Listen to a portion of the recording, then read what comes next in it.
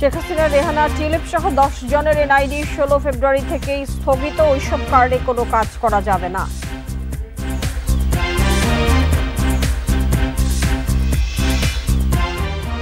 Prime এশিয়ার ছাত্র পারভেজ হত্যায় 3 জন রিমান্ডে, তদন্ত কমিটি গঠন। কঠোর আন্দোলনের হুঁশিয়ারি ছাত্র দলের।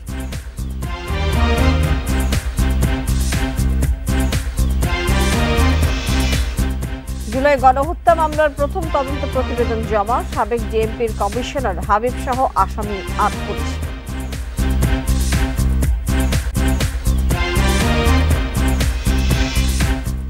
বিশেষ বিসিএস এর নিয়োগ হবে 2000 চিকিৎসক, জানালেন উপদেষ্টা। রেলের হাসপাতালগুলোতে সেবা পাবে সব রোগী।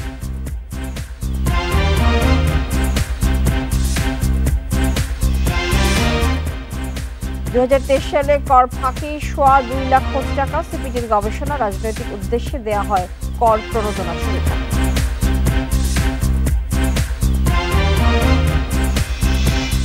স্বাগত জানাচ্ছি বিরোধী সংবাদ বাংলাদেশে। আপনাদের সাথে আছে আমি মাহমুদা মৌমিতা। শিরোনামের পর চলে যাচ্ছে পুরো খবর। শেখ হাসিনা সহ তার পরিবারের 10 জনের জাতীয় পরিচয়পত্র স্থগিত করেছে নির্বাচন কমিশনের জাতীয় পরিচয় নিবন্ধন অনুবিভাগ। গত 16 ফেব্রুয়ারি তাদের পরিচয়পত্রের কার্যকারিতা স্থগিত করা হলেও বিষয়টি জানা গেছে আজই। এছাড়া এনআইডি স্থগিত করা হয়েছে সজীব ওয়াজেদ জয়, সাইবা ওয়াজেদ পুতুল, শেখ রেহানা, টিউলিপ সিদ্দিক, আজমিনা সিদ্দিক ও রাদমান মুজিব সিদ্দিক ববির। সাবেক প্রধানমন্ত্রী শেখ হাসিনার নিরাপত্তা উপদেষ্টা তারিক আহমেদ সিদ্দিক, তার স্ত্রী ও মেয়েরও জাতীয় পরিচয়পত্র স্থগিত করা হয়েছে। এনআইডি লক হওয়ায় তারা আর সেটি ব্যবহার করতে পারবেন না। জাতীয় পরিচয় নিবন্ধন অনুবিভাগের মহাপরিচালক ASM হুমায়ুন কবিরের মৌখিক নির্দেশনায় 2 মাস আগে এইসব এনআইডি লক করা হয়।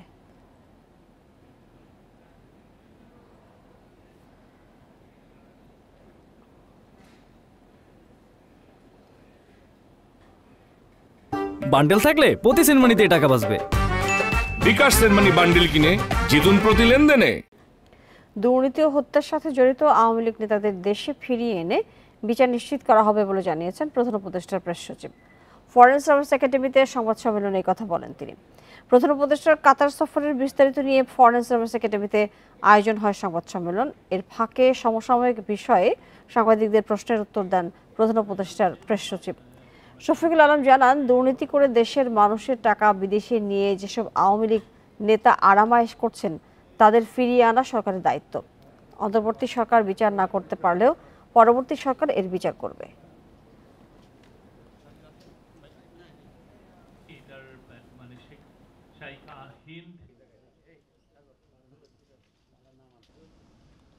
বাংলাদেশের মানুষের টাকা চুরি করে নিয়ে বাইরে যে মৌজ ফুর্তি করছেন, অবশ্যই আমরা তো তাদেরকে ফেরানোর আমাদের এটা একটা নৈতিক দায়িত্ব এবং এই কাজটা আমরা করব। আওয়ামী লীগের লিডার যারা বাইরে গিয়েছেন এদের বেশিরভাগের হাতেই রক্ত আছে।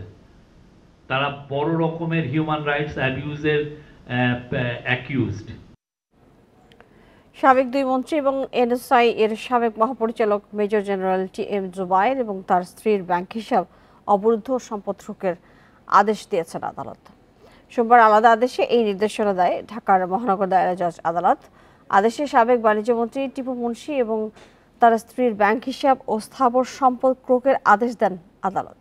সাবেক দুর্যোগ প্রতিমন্ত্রী এনামুর রহমানের স্থাবর সম্পত্তি অবরুদ্ধকরণের আদেশ দিয়েছেন আদালত। ন্যাশনাল ব্যাংকের পরিচালনা পর্ষদের চেয়ারম্যান জয়নুল হক শিকদারের 100 একর জমি ক্রোকের আদেশ দেওয়া হয়। এদিকে DGFI এর সাবেক মহাপরিচালক মেজর জেনারেল হামিদুল হক এবং তার স্ত্রী নুসরাত জাহান মুক্তার দেশ ত্যাগে নিষেধাজ্ঞা দিয়েছে আদালত।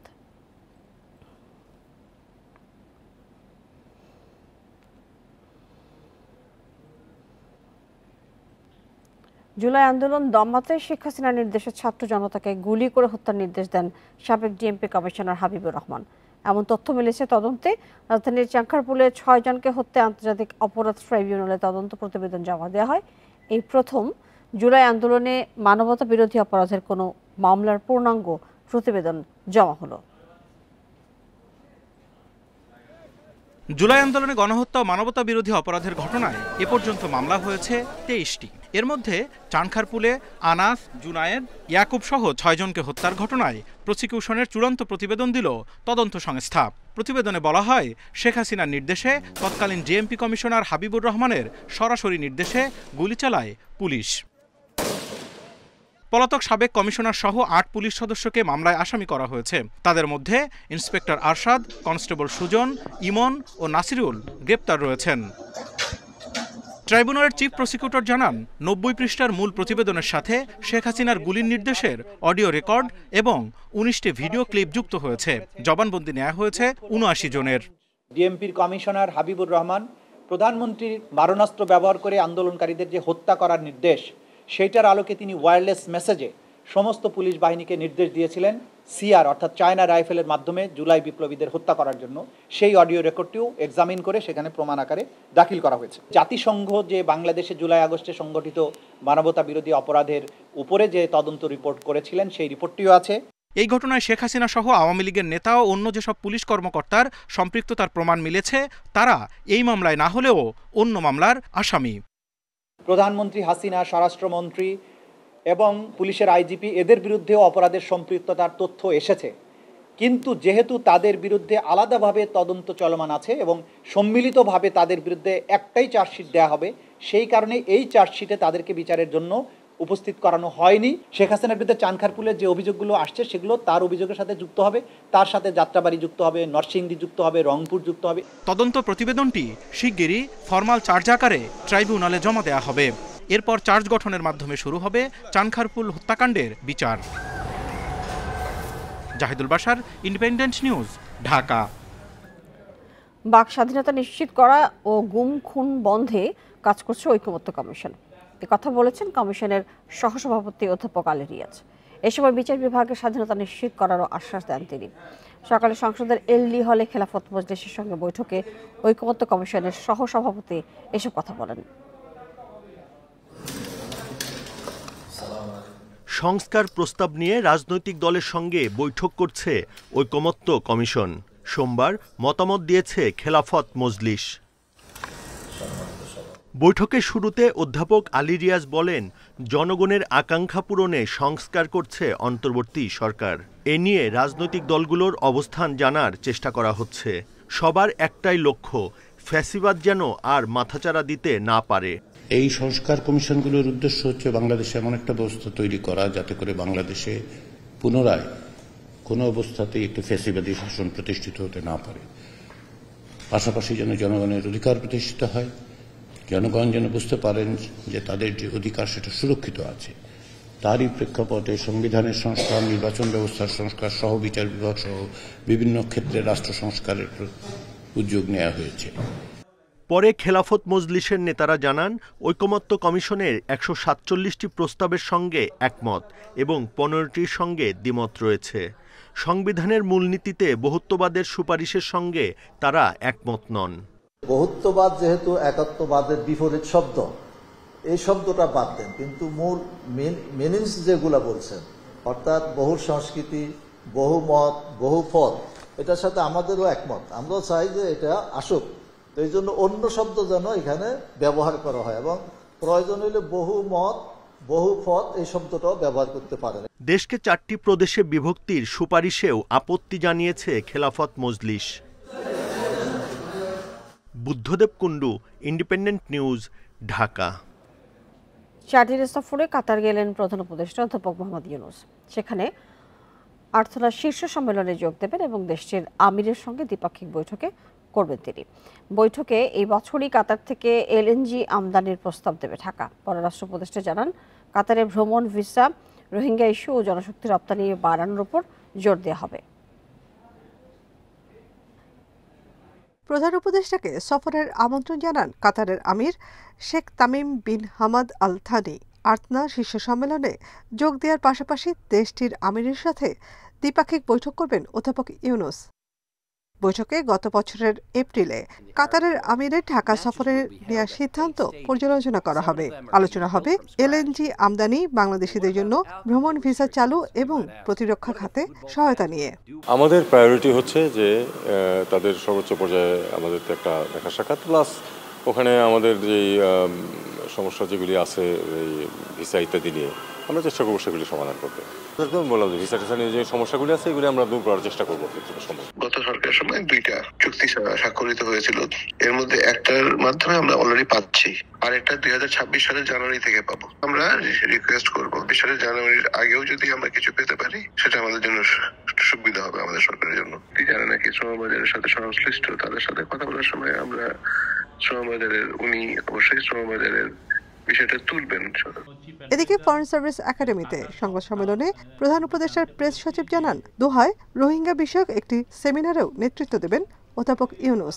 রোহিঙ্গা বিষয়ে তো আমাদের কিছু প্রোগ্রেস হয়েছে, সামনে এই যে একের পর এক আমরা যে বড় বড় সম্মেলন করছি তার মাধ্যমে রোহিঙ্গা ক্রাইসিসের বিষয়টা যেটা অলমোস্ট ফরগটেন হয়ে গেছিল সেটা আবার গ্লোবাল ম্যাপে গ্লোবালের ডিসকাশনের যে ম্যাপ সেখানে ফিরে আসবে। দেশের ইতিহাসে এই প্রথম বাংলাদেশের 4 জাতীয় নারী ক্রীড়াবিদ প্রধান উপদেষ্টার সফরসঙ্গী হয়েছেন। নাফিজাতুল্লাহ, ইন্ডিপেন্ডেন্ট নিউজ, ঢাকা। কাতার রওনা হওয়ার আগে রাষ্ট্রীয় অতিথি ভবন যমুনায় চীনের ইউনান প্রদেশের গভর্নর ওয়াং ইয়োবোর সঙ্গে উচ্চ পর্যায়ের বৈঠক করেন প্রধান উপদেষ্টা অধ্যাপক মোহাম্মদ ইউনুস।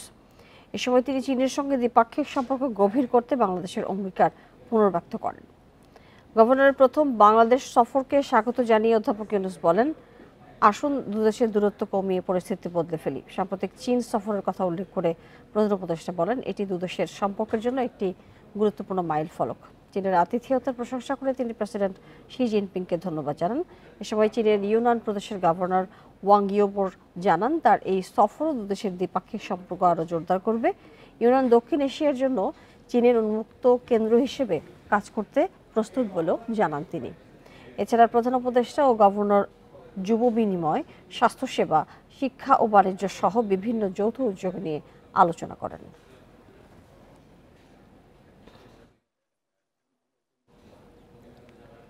প্রাইম এশিয়া বিশ্ববিদ্যালয়ের শিক্ষার্থী জাহিদুল ইসলাম পারভেজ হত্যা মামলায় গ্রেপ্তার 3 জনকে রিমান্ডে পাঠানো হয়েছে। এদিকে এই হত্যাকাণ্ড ঘিরে বৈষম্য বিরোধী ছাত্র নেতাদের দোষারোপ করছে ছাত্রদল। আগামী 48 ঘন্টার মধ্যে অভিযুক্তরা গ্রেপ্তার না হলে কঠোর আন্দোলনের হুঁশিয়ারি দিয়েছেন তারা। ঘটনা তদন্তে এরই মধ্যে 5 সদস্যের কমিটি গঠন করেছে বিশ্ববিদ্যালয় প্রশাসন। শনিবার প্রাইম এশিয়া ক্যাম্পাসের সামনে ছুরিকাঘাতে হত্যা করা হয় টেক্সটাইল ইঞ্জিনিয়ারিং শিক্ষার্থী জাহিদুল ইসলাম পারভেজকে। এই হত্যাকাণ্ডের সুষ্ঠু বিচারের দাবিতে সোমবার ক্যাম্পাসের সামনে অবস্থান কর্মসূচি পালন করেন শিক্ষার্থীরা। আমাদের একটা ছোট ভাই চলে গেছে, এরকম আরো অনেক ছোট ভাই চলে যাবে সন্ত্রাসীর হাতে। কোন সন্ত্রাসী এগুলো করেছে আমি শুধু জোর দাবি জানাবো, তাদের যেন আয়ত্তে নিয়ে আসা হয়, তাদেরকে যেন উচ্চ শাস্তি দেওয়া হয়। তাদের সকলকে আমরা আইনের আওতায় দেখতে চাই এবং তাদের পারভেজ হত্যার সঠিক তদন্তের মাধ্যমে সঠিক বিচার চাই।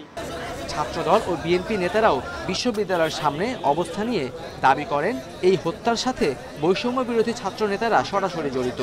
আমরা আলটিমেটাম দিচ্ছি আগামী 48 ঘন্টার মধ্যে এই যে 2 জনকে এখনো ধরা হয় নাই, তারা বৈষম্য বিরোধী ছাত্র আন্দোলনের কমিটিতে পাওয়া গেছে। যদি না পাওয়া যায় তাহলে আমরা পরবর্তীতে আলাপ আলোচনার মাধ্যমে প্রয়োজন বোধে আরো কঠোর কর্মসূচি দিব। হত্যাকাণ্ডের আগে বনানীর স্কলার ইউনিভার্সিটির দুই ছাত্রীকে ইফটিজিংয়ের অভিযোগে পারভেজের সাথে তর্কে জড়ায় শিক্ষার্থীরা। পরে 3 জনকে সাময়িক বহিষ্কার করে প্রাইম এশিয়া কর্তৃপক্ষ। সেই সাথে 2 ছাত্রীর সম্পৃক্ততা খতিয়ে দেখতে স্কলার ইউনিভার্সিটির ভিসিকে চিঠি দেওয়া হয়েছে। এছাড়া 5 সদস্যের কমিটি গঠন করেছে প্রাইম এশিয়া বিশ্ববিদ্যালয়।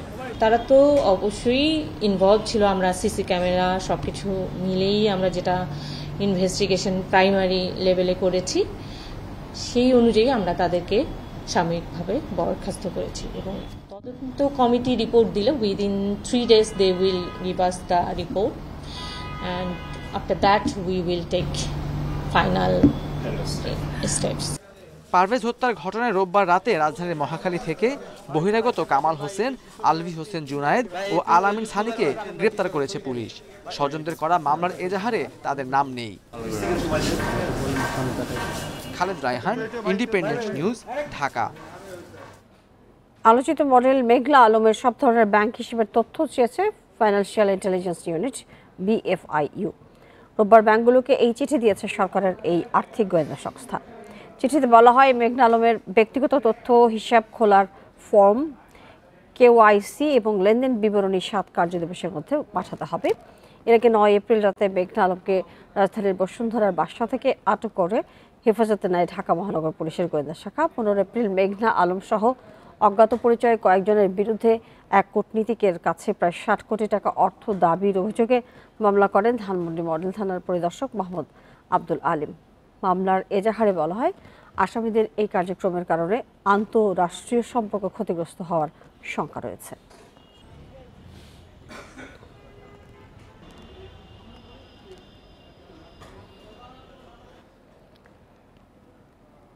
দু 2022-23 অর্থ বছরে কর ফাঁকির কারণে আনুমানিক 2,26,000 কোটি টাকা রাজস্ব হারিয়েছে সরকার, যার অর্ধেকই কর্পোরেট কর ফাঁকি।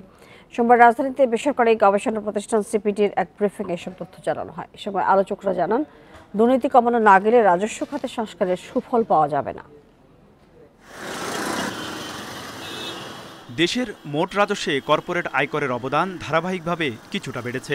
2000 থেকে 2010 সালে কর্পোরেট আয়করের অংশ 15% নিচে ছিল, যা 2015 সালে বেড়ে দাঁড়ায় 25%। সিপিডির গবেষণায় অংশ নেওয়া 45% কোম্পানি জানিয়েছে, কর্পোরেট কর দেওয়ার সময় কর কর্মকর্তারা ঘুষ চেয়েছেন। এছাড়া বিদ্যমান কর হার অন্যায্য বলেও দাবি করেছে 82% কোম্পানি। সিপিডির গবেষণা বলছে, 2011 সালের পর থেকে দেশে কর ফাঁকি আশঙ্কাজনক হারে বাড়ছে। গত 11 বছরে ফাঁকির পরিমাণ দ্বিগুণের বেশি হয়েছে। কর হার কমিয়ে দিয়েও কর ন্যায্যতা বাস্তবায়ন করা সম্ভব যদি কিনা কর ফাঁকি রোধ করা যায়, যদি কিনা কর প্রশাসন ইমপ্রুভ করে, যদি কিনা করের যে ব্যয়, এই ব্যয়গুলো যদি যৌক্তিকভাবে কমিয়ে আনা হয় এবং যদি কিনা কর ভিত্তি বাড়ানো হয়। গবেষকরা বলছেন, অতীতে রাজনৈতিক উদ্দেশ্যে কর প্রণোদনা দিয়ে বিনিয়োগ সুবিধা দেওয়া হতো, যা থেকে বেরিয়ে আসা জরুরি। রাজস্ব দিতে দিতে সামাজিক খাত অব্যাহতভাবে অবহেলিত থাকছে।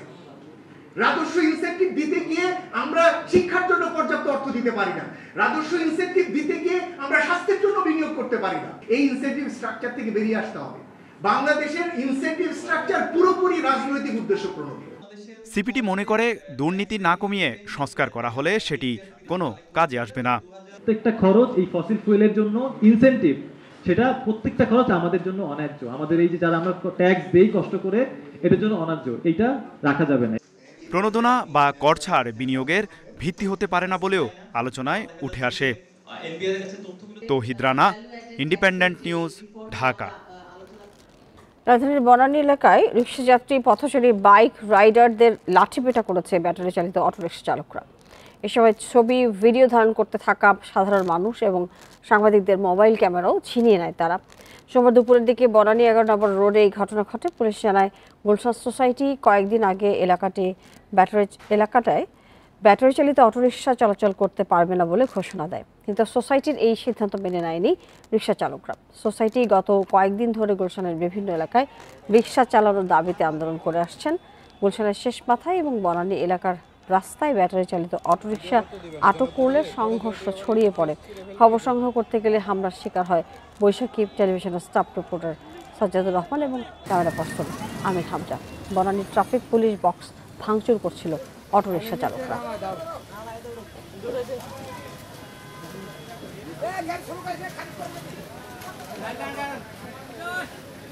আর অটো চালিত রিক্সা তো আপনার ব্রেক করতে করতে 10 হাত আগে চলে যায়।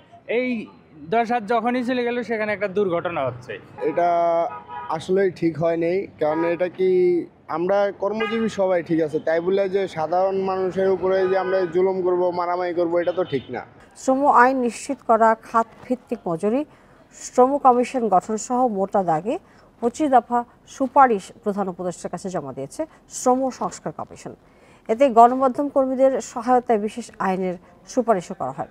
সোমবার শ্রম ভবনে আয়োজিত সংবাদ সম্মেলনে কমিশন সদস্যরা জানান, সুপারিশ বাস্তবায়নে রাষ্ট্রের সদিচ্ছা জরুরি। দেশের জনসংখ্যার বড় একটি অংশ শ্রমিক, তবে বাংলাদেশ সৃষ্টির 54 বছরেও নিশ্চিত করা যায়নি শ্রমিকের অধিকার, বিচার হয়নি বহু নিপীড়ন, বৈষম্য ও লাঞ্ছনার। প্রথমবারের মতো গঠিত শ্রম সংস্কার কমিশন এসব সমস্যা চিহ্নিত করে 25 দফা সুপারিশ জমা দিয়েছে প্রধান উপদেষ্টার দপ্তরে। এতে প্রাধান্য পেয়েছে মর্যাদাপূর্ণ মজুরি, শ্রম আইন নিশ্চিত, নারীর অধিকার ও নিরাপদ কর্মপরিবেশ নিশ্চিতের বড় একটি অংশ। প্রথম শর্তই হচ্ছে আমাদের কিভাবে বাংলাদেশের শ্রম জগতের সুরক্ষাটা সার্বজনীন করা যায়। এটার জন্য আইনের কোথায় কোথায় পরিবর্তন হবে, প্রাতিষ্ঠানিক কাঠামোর কোথায় পরিবর্তন হবে, স্কিমের কোথায় পরিবর্তন হবে, প্রতিকার পাওয়ার কোথায় কোথায় পরিবর্তন হবে এবং প্রতিনিধিত্বের কোথায় কোথায় পরিবর্তন হবে। সার্বজনীন মাতৃত্বকালীন সুরক্ষার সুপারিশ করেছি, যেটি 6 মাস হতে হবে এবং এটি 2 বছর পর্যন্ত বাড়ানো যাবে। সুপারিশমালায় জানানো হয়, কর্মক্ষেত্রে যৌন হয়রানি ও শিশুশ্রম বন্ধ করতে হবে। অগ্রাধিকার দিতে হবে অভিবাসী শ্রমিকদের নিরাপত্তা ও দক্ষতার বিষয়টিও। গণমাধ্যম কর্মীদের সহায়তায় বিশেষ আইনের সুপারিশও করেছেন তারা। আইন এবং প্রাতিষ্ঠানিক কাঠামোটা আমরা এমনভাবে সাজাবার কথা বলেছি যাতে এটা সার্বজনীন হয়, এটা বৈষম্যহীন হয়। আমরা বলেছি প্রত্যেকের কোনো না কোনো সামাজিক নিরাপত্তা কর্মসূচির অধিকার থাকবে, সে স্বনিয়োজিতই হোক, সে হকার হোক, আর সে মাল্টিন্যাশনাল কোম্পানির কর্মচারী হোক। তার বিপদে, তার অসুস্থতায়, দুর্যোগে, মহামারীতে, অবসরে তার জন্য সামাজিক নিরাপত্তা কর্মসূচি থাকে। শ্রম কমিশন ও মজুরি কমিশন গঠনের মাধ্যমে বিভিন্ন সংকট নিরসন ও জবাবদিহির সংস্কৃতি চালু সম্ভব বলে মনে করে সংস্কার কমিশন। এসব বাস্তবায়নে রাষ্ট্রকে কার্যকর ভূমিকা পালনের তাগিদ তাদের। Nahid Kamal, independent news, Dhaka. বিশেষ বিসিএস এর মাধ্যমে 2000 চিকিৎসক নিয়োগ হবে। দুপুরে সচিবালয়ে এক অনুষ্ঠানে কথা জানান স্বাস্থ্য উপদেষ্টা নূরজাহান বেগম।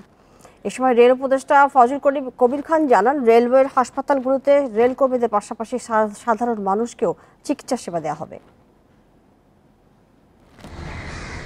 বাংলাদেশ রেলওয়ের হাসপাতালগুলো সবার জন্য উন্মুক্ত হচ্ছে। অবকাঠামো ও সেবা সংক্রান্ত উন্নয়ন কাজ শেষে সাধারণ মানুষ সারা দেশে রেলের 10টি হাসপাতালে চিকিৎসা সেবা নেওয়ার সুযোগ পাবেন। এ নিয়ে সচিবালয়ে রেল মন্ত্রণালয় ও স্বাস্থ্যসেবা বিভাগের মধ্যে সমঝোতা স্মারক সই হয়। স্বাস্থ্য মন্ত্রণালয়ের একটি দল এ মাসেই রেলের হাসপাতালগুলো পরিদর্শন করে কী ধরনের অবকাঠামোগত উন্নয়ন দরকার সে বিষয়ে প্রতিবেদন দেবে। রেল উপদেষ্টা বলেন, স্বাস্থ্য মন্ত্রণালয়ের রিপোর্টের পরই অবকাঠামোগত উন্নয়নের ব্যবস্থা নেওয়া হবে। এটা কিন্তু কালকে থেকে ওপেন না, কারণ এখন তো ওই রোগী ডাক্তার তো আছে, ওই 3 জনই ডাক্তার। তো এখন ওই স্বাস্থ্য মন্ত্রণালয়ে যারা যাবেন তারা অবকাঠামোর সঙ্গে আরেকটা জিনিস যদি মেহরবানি করে দেখেন তাহলে খুব ভালো হবে। সেটা হচ্ছে যে ইমিডিয়েটলি আমরা মিনিমাম ইন্টারভেনশন করে কি করতে পারি। স্বাস্থ্য উপদেষ্টা জানান, দেশে ডাক্তার সংকট 8000, তাই ঘাটতি মেটাতে 15 সেপ্টেম্বরের মধ্যে বিশেষ বিসিএস এর মাধ্যমে 2000 ডাক্তার নিয়োগ দেওয়া হচ্ছে। রোগী কিছু ডিস্ট্রিবিউশন হয়ে যাবে। এই ডিস্ট্রিবিউশন করতে হলে আমাকে এখানে কী করতে, আমার ডাক্তার লাগবে, নার্স লাগবে, টেকনোলজিস্ট লাগবে, ওষুধপত্র লাগবে, সব কিছু আমাদেরকে ঠিক করতে হবে। কিন্তু এগুলো হুট করে তো আমরা করতে পারবো না। এরপরে আমাদের একটা প্রতিনিধির জবে, সেখানে কী কী আমাদের দরকার হবে, মেরামতের দরকার হলে সেটা ওনারা করে দিবেন। অর্থাৎ করণীয় কাজের স্বল্প সময়ের মধ্যে কোন কোন কাজগুলো করতে হবে, মধ্যমেয়াদী কী কাজ করতে হবে, দীর্ঘমেয়াদী কী কাজ করতে হবে, সেগুলো তালিকা তারা তৈরি করবেন। রেলের হাসপাতালগুলো এখনই সবার জন্য উন্মুক্ত করা সম্ভব না হলেও দ্রুততার সঙ্গে পরিকল্পনা বাস্তবায়নের কথা জানান স্বাস্থ্য উপদেষ্টা। এ ব্যাপারে একটি নীতিমালা তৈরি করবে স্বাস্থ্য মন্ত্রণালয়।